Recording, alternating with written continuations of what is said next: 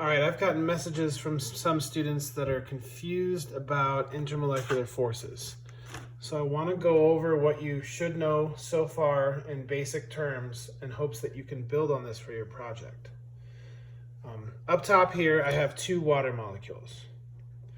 We know that oxygen is highly electronegative. In fact, we know that nitrogen, oxygen, and fluorine are the most electronegative atoms. Those atoms have to be present in some way, shape, or form for a hydrogen bond to occur. It doesn't have to be all of them, but at least one of those atoms should be in the molecule. So with this oxygen being so electronegative and pulling all of the electrons in the molecule towards it, it develops this slight negative charge represented by the Greek letter delta. Kind of looks like an S, so just think slight charge.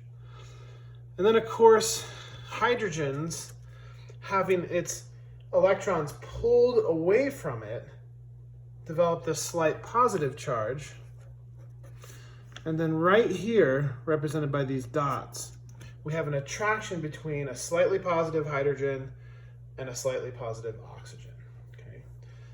These hydrogen bonds are the strongest intermolecular force because they involve the most electronegative atoms and have the most separation of charge. Okay. So I gave you a few other examples. Over here we have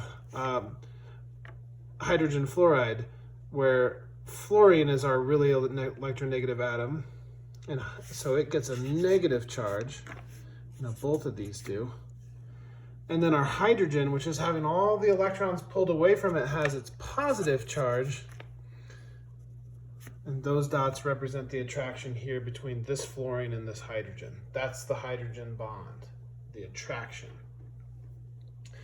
Again, it's very strong because fluorine actually is the most electronegative atom.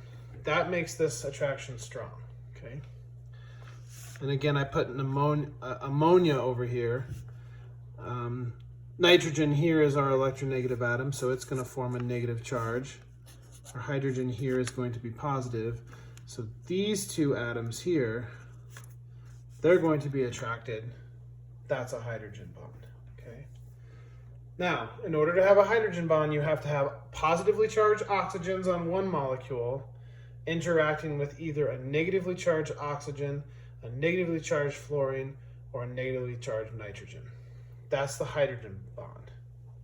Now, what's confusing about this is a type of dipole-dipole interaction. It's a special kind of dipole-dipole interactions.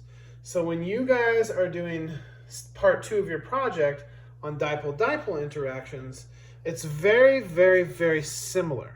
Okay, so down here I've put up a couple scenarios. You guys kind of ignore the one I crossed out. But look over at this scenario. We have this H2S molecule, 2 hydrogens and a sulfur. And we have this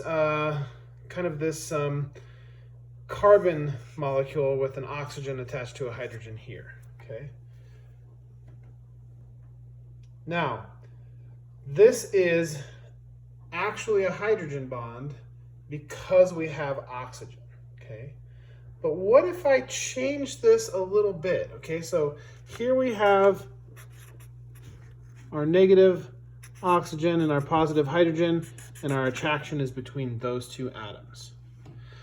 What if we change it up a bit and we don't have oxygen anymore, but we have another very electronegative atom like chlorine? If you look down here, both of these two molecules have chlorine, which is really, really electronegative, but it's not in that strong electronegativity group like the nitrogen, oxygen, fluorine. So it's going to have the same effect here, where our chlorines will become negatively charged, partially negatively charged, and our hydrogens will become partially positively charged, and you will get an attraction here. Now, that's not a hydrogen bond. Even though there's a hydrogen there, there's no nitrogen, oxygen, or fluorine. So that's not a hydrogen bond, okay? I know it's confusing. It's confusing because these are all dipole-dipole interactions. So in the next video, I'm going to kind of back up and explain the dipole moment.